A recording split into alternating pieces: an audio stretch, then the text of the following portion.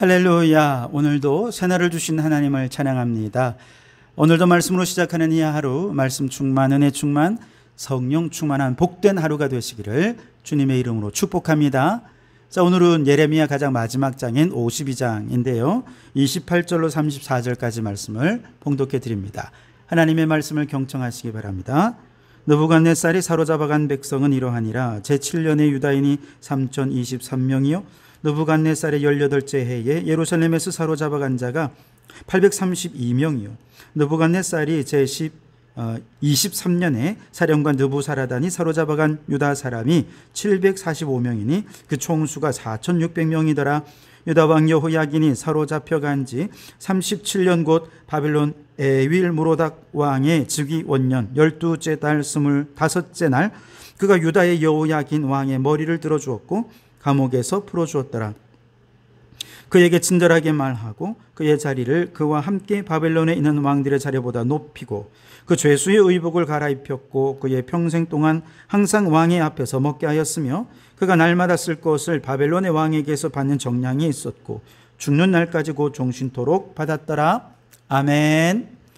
오늘도 이 말씀을 통해 우리에게 주시는 하나님의 음성을 듣게 되기를 바랍니다. 자, 예레미야 마지막 장이죠. 이 마지막 장은 예레미야가 쓴 게 아니고요 예레미야 예언을 대필했던 바룩, 서기관 바룩이 첨가한 내용입니다. 그 내용은 마지막 시드기야 왕이 악을 행했고 바벨론을 배반하면서 결국 예루살렘이 함락되었다. 그 과정에서 예루살렘 성전의 모든 보물들을 바벨론에게 빼앗기게 되었다. 이런 이야기들이 쭉 이어집니다. 근데 사실 이런 내용들은 앞서 예레미야 24장, 25장, 그리고 39장에서 이미 다 언급되었던 내용을 반복하고 있는데 그 중에 추가가 된 부분이 있습니다. 앞에서 설명되지 않은 부분이 있는데 바로 오늘 우리가 읽은 28절 이하입니다. 우선 28절에서 30절 내용에 보면 세 번에 걸친 바벨론의 침공으로 잡혀간 사람들이 몇 명이나 되느냐 구체적인 명수를 기록해 두고 있는데요. 첫 번째 침공 때 3023명, 두 번째 침공 때 832명, 세 번째 침공 때 745명, 그래서 다 해서 4600명이 잡혀갔다. 그렇게 기록하고 있습니다. 근데 굳이 바룩이 이것을 구체적으로 숫자를 밝히는 이유가 무엇일까요? 저는 그 이유는 바로 하나님께서 그동안 예레미야 선지자를 통해 선포하신 모든 내용은 아주 정확하게 성취가 되었다라고 하는 것을 강조하기 위해 바룩이 이 부분을 첨가한 것 같습니다. 예레미야가 온갖 비난과 욕설과 협박과 생명의 위협을 받으면서까지 지금까지 선포한 내용이 무엇인지 여러분 기억하시죠? 예루살렘은 반드시 망할 것이다. 바벨론의 포로로 잡혀갈 것이다. 그러나 70년 후면 다시 돌아오게 될 것이다. 이것이 큰 골자를 이루지요. 그리고 실제로 예레미야가 예언한 대로 예루살렘이 함락되면서 유다가 멸망합니다. 바벨론이 포로로 잡혀가서 70년 동안을 포로 생활을 해야 했고요. 그리고 70년 후에 다시 돌아오게 될 것입니다. 모든 것이 다 하나님의 말씀대로 되었습니다. 사실 예언된 말씀이 성취된다는 것은 그들에게는 이 말씀이 선포될 당시만 해도 나라를 잃는 일이잖아요. 포로가 되는 일이잖아요. 그러니 얼마나 고통스럽겠습니까? 모두가 부인하고 싶겠죠. 그런 일들이 현실로 일어나지 않기를 바라겠죠. 그러나 예언의 내용은 그게 다가 아니지 않았습니까? 70년 후가 되면 다시 돌아올 것이라는 것입니다. 성전도, 은혜도, 예배도 모든 것이 다 회복될 것이라는 예언도 하셨습니다. 그러니 말씀이 성취된다는 것은 고통만이 아니라 새로운 희망과 소망을 얘기하는 거죠. 그 고통이 주어지는 이유는 그들의 죄악 때문이고 바로 그 고통을 통해 그들의 죄의 짐을 지는 것이고 그 죄의 대가를 잘 치른 다음에는 그것이 끝이 아니라 새로운 소망과 희망의 새 날을 맞이하게 될 것이다 라는 것이죠. 여러분, 그래서 사람들이 고통만 생각하고 우리는 그 고통을 당하기 싫어, 우리 하나님의 뜻이 이루어지는 건 난 싫어 라고 생각하면서 예레미야 이 말을 그렇게 거부했잖아요. 하지만 내 뜻이 이루어지는 것, 사람의 뜻이 이루어지는 것은 그 이후에 희망이 없습니다. 이건 완전한 절멸이죠. 그들에겐 새로운 미래가 보장될 수 없습니다. 그런데 아무리 고통스러운 미래라 해도 하나님의 말씀이 성취되면 고통은 고통으로 끝나지 않습니다. 새로운 미래, 항상 새로운 희망과 함께 이루어지게 되는 것이죠. 그렇다면 우리가 미래의 희망을 갖게 되기 위해 가장 확실한 믿음은 무엇입니까? 내 뜻이 이루어지는 것이 아니라, 사람의 뜻이 이루어지는 것이 아니라 하나님의 말씀이 온전히 성취되는 것, 이것이 가장 확실한 믿음이죠. 그 말씀 중에 우리 당대에서 성취되는 말씀도 있겠지만, 때로는 우리가 죽은 이후에 우리 후손에 대해 성취되는 말씀도 있을 것입니다. 어떤 말씀이 성취되는 때가 정확히 성경에 기록되어 있을 수도 있겠지만 대부분 그렇지는 않죠. 그럼에도 불구하고 우리가 하나님의 말씀이 반드시 성취된다라고 하는 것을 믿기만 한다면 우리는 결코 그 말씀을 떠나지 않게 될 것입니다. 우리가 하나님의 말씀을 의지하고 그 말씀을 붙잡고 있는 한 우리에게는 희망이 있고 미래가 있기에 하나님 나라의 선한 사명 앞에서 고난이 와도, 환난이 온다고 좌절하거나 낙심하거나 포기하지 않게 될 것입니다.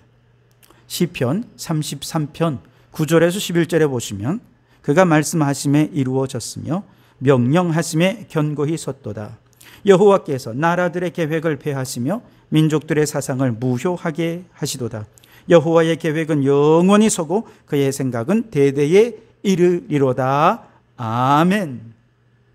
하나님의 명령은 반드시 이루어진다는 것이죠.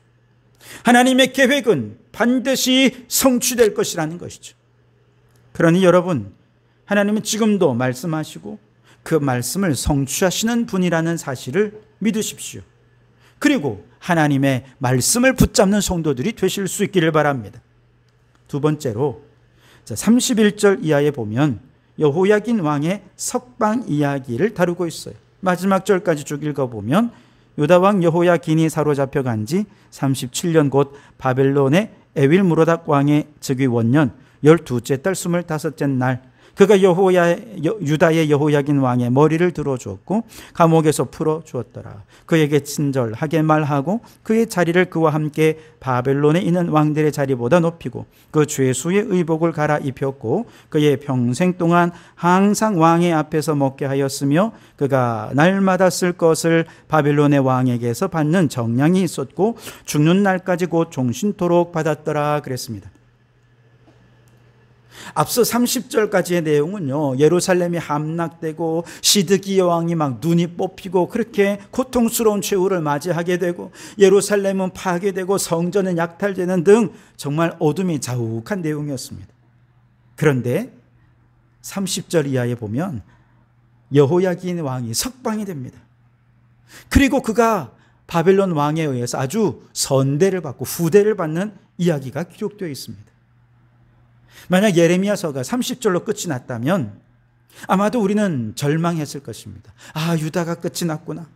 우리 앞에도 절망뿐이구나. 하나님을 믿는 민족의 끝이 이렇게 절망이라면 우리가 왜 하나님을 믿어야 될까? 아마 이렇게 생각했을 것입니다. 그런데 마지막 부분에 보니까 하나님께서는 여호야긴 왕을 석방시킵니다. 복권시켜줍니다. 후대에 그가 바벨론 왕에게 후대받게 된 내용들을 이야기해 주면서 희망의 씨앗을 남겨두고 있는 것이죠.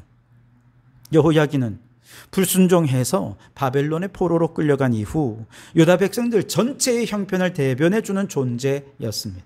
그가 감옥에서 고생하면 함께 포로로 끌려간 모든 유다 백성들은 고생하고 고통의 나날들을 살 수밖에 없었습니다.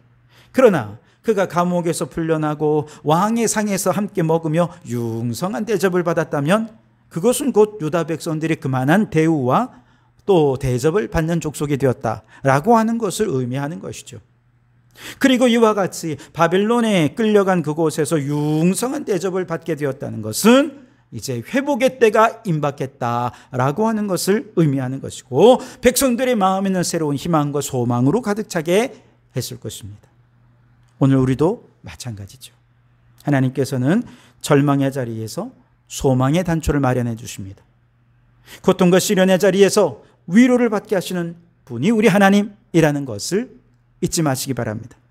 비록 하나님께서는 주님의 공의로 인해 심판을 내리실 수밖에 없지만 그렇다고 완전히 백성들의 소망을 뿌리째 뽑아버리는 그런 일은 행하지 않으신다는 것입니다. 그렇기에 하나님의 백성들, 하나님의 신실하심을 잘 아는 성도들은 아무리 절망적이고 고통스러운 상황에 있다 하더라도 다른 어느 누구 때문에가 아니라 하나님으로 인하여 소망을 얻고 하나님으로 인해 다시 일어서게 될 것을 믿고 소망하게 되는 것입니다. 그들 중 어떤 이들은 자기보다 강하고 무수한 대적들에게 지금 둘러싸여 있기도 할 것입니다. 어떤 분들은 치료받을 수 없는 중병을 앓게 되는 분도 있을 것입니다. 또 어떤 분들은 몸으로 감당할 수 없는 혹독한 고난 중에서 마치 사형 선고라도 받은 것처럼 절망적인 상황에 처한 분들도 계실 것입니다. 그러나 그들 모두는 그 처절하고 고통스러운 상황을 뛰어넘어 모든 고난과 시련을 이기게 하시는 하나님을 바라보았습니다. 하나님이 주시는 소망의 단초를 발견하고 그것으로 모든 어려움을 이기고 결국에는 믿음의 승리자가 될 수 있었던 것이죠. 여러분, 혹 여러분의 상황이 이처럼 절망적이지는 않으십니까? 앞뒤 좌우할 것 없이 사면에 대적들로 가득하지는 않으신지요? 마치 온 몸에서 기운이 다 빠져나가는 것처럼 마음이 물처럼 녹아 빠져나가는 것 같은 그런 무기력을 경험해 보신 적은 없습니까? 여러분, 그렇다면 그 순간 하나님을 바라보실 수 있길 바랍니다. 하나님께서는 아무것도 없다고 여길 만한 바로 그 순간에 바로 여러분들을 붙잡아 주시는 줄 믿습니다. 하나님의 신실하심과 끊임없는 사랑으로 인해 소망을 향해 이끌어 주시는 줄 믿으시기 바랍니다. 시편 146편 15절에 야곱의 하나님을 자기의 도움으로 삼으며 여호와 자기 하나님에게 자기의 소망을 두는 자는 복이 있도다. 하나님께 소망을 두는 자는 복이 있다는 것입니다. 예레미야서는 장수로는 52장이고 성경에서는 세 번째로 길지요. 근데 분량으로 보면 이사야서나 혹은 시편보다 더 많은 분량을 차지할 정도로 상당히 분량이 많습니다.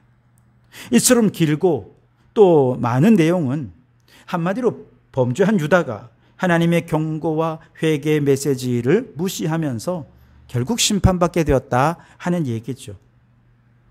이런 내용이 52장 내내 식상할 정도로 반복되었던 것을 우리가 함께 보았죠. 그러나 이것은 그저 우리와 아무 상관없는 한 패역한 민족의 이야기와 그들의 결론에 관한 얘기가 아닙니다. 어쩌면 유다의 모습은 오늘 우리 자신들의 자화상일 수 있습니다. 실제로 우리 역시도 하나님 앞에서 무수한 범죄로 일관된 삶을 살아왔고 온갖 추악한 범죄를 자행하는 삶을 지금도 살고 있기 때문이죠. 만일 하나님께서 오직 공의로 우리의 삶을 판단하시고 그에 대해 심판을 내리신다면 아마 우리에게는 어디에도 소망을 가질 수 없을 것입니다. 비참한 처지에 이르고 낙심과 절망 가운데 있을 수밖에 없을 거예요. 물론 하나님께서는 과거 선민의 죄에 대해 진노하시고 징계하시듯이 우리의 죄악과 완악감에 대해 진노하시고 징계를 내리실 것입니다. 그러나 그것은 결코 하나님의 본심이 아니라는 것을 우리는 예레미야서를 통해 발견해야 됩니다. 하나님은 끊임없이 심판을 얘기하면서도 끊임없이 우리를 매질하실 것이다, 징계하실 것이다 말씀하시면서도 나는 너희보다 더 큰 아픔을 느끼고 있어. 매를 때리는 매를 맞는 자녀보다 매를 때리는 부모의 마음이 더 크게 아프고 고통스러운 것처럼 그렇게 하나님의 마음은 더 아프시고 이 매를 통해 그들이 속히 회복하고 돌이키기를 원하는 마음이 훨씬 더 큰 거죠. 이 속에는 하나님의 사랑이 담겨 있습니다. 긍휼의 마음이 있습니다. 그러니 여러분, 지금 당하는 하나님의 진노와 징계만 보지 마시고 그 속에 담겨 있는 하나님의 사랑과 긍휼을 바라보시고 그 하나님의 사랑이 우리의 위로가 될 수 있기를 바랍니다. 절망의 잿더미 위에서도 소망의 불씨를 남겨두시는 분, 모든 것이 끝났다고 여겨지는 그 순간에도 소망의 단초를 남겨두시는 그 하나님을 기대하고 오늘도 하나님이 남겨두신 소망의 단초를 찾아 희망과 소망의 삶을 살아가는 성도들이 되시기를 주님의 이름으로 축원합니다. 기도하겠습니다. 주님, 범죄한 유다를 향한 심판의 메시지는 곧 죄악된 우리를 향한 주님의 사랑의 매를 드시겠다는 경고의 메시지였음을 믿습니다. 그러나 하나님의 심판의 메시지는 새 삶을 향한 회복과 새 소망의 메시지이기도 한 것을 깨닫습니다. 그리고 하나님의 말씀은 반드시 성취될 것을 믿습니다. 오 주님, 이 믿음으로 하나님의 말씀이 성취되고 있는 것을 감사하며 하나님의 징계의 채찍 한복판에서도 하나님께서 남겨준 소망의 단초를 발견하고 소망으로 살아가는 저희가 되게 해 주시옵소서. 예수님 이름으로 기도드립니다. 아멘.